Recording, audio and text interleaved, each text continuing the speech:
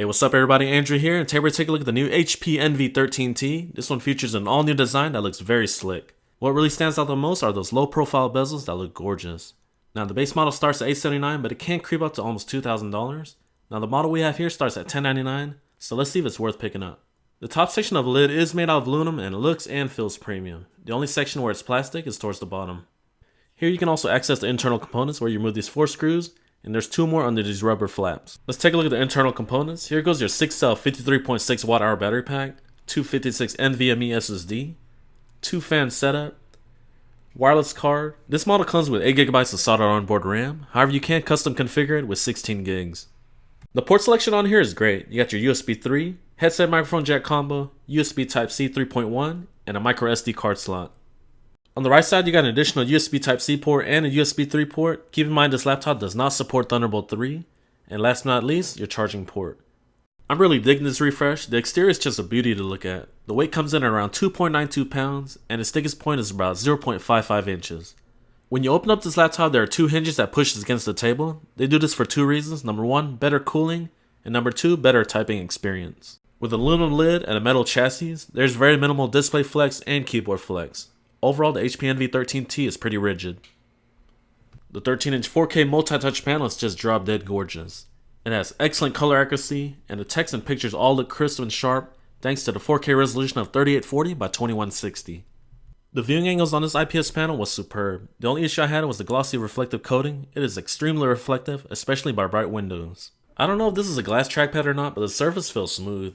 Tracking, 2-finger scrolling, and multi-touch was right on point, even if it's Synaptics based. Despite being super thin and light, this laptop still packs a standard full-size keyboard that's actually not too bad. Yes, the key travel is kind of short, but you still get decent feedback from these keys.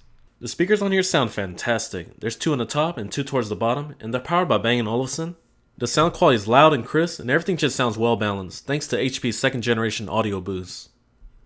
Most configurations will come with the Core i7-7500U, which is a dual-core Kaby Lake chip that offers some decent horsepower. However, if you want pound for pound the best performance, then I'll step up to the Core i7-8550U, which is a brand new quad-core Kaby Lake refresh that promises great performance.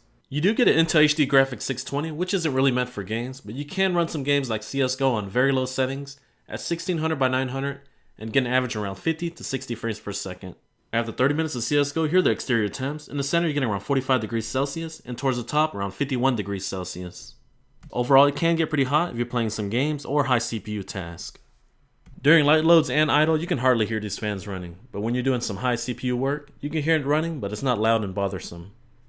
Here's a quick webcam test on the new HP NV13. Let me know what you guys think in the comments down below. Battery life's pretty good. With a 6-cell 53.6 watt-hour battery pack, I'm getting an average around 7 to 8 hours with medium screen brightness, and that's with light-duty activities like word processing, browsing the web, and even some Netflix here and there. Here's a quick recap of the new HP NV13T. You're getting a slim and sleek aluminum design that features a dual-core Kaby Lake chip, or you can even spring for the latest quad-core i7-8550U that promises strong computing horsepower for an ultrabook. The 13-inch multi-touch IPS display is just freaking beautiful to look at. It has a wide color gamut, and the viewing angles are A+. 8GB of RAM is soldered on board, but you can custom configure and order for a 16GB version. The quad speakers on here are powered by Bang & Olufsen, and they're one of the best ones I've heard thus far on a Windows Ultrabook. The 256 NVMe SSD is pretty fast on the read speed, however the write speeds are about average. And battery performance is around 7 to 8 hours with medium screen brightness. The keyboard is kinda shallow, but the feedback offers confidence.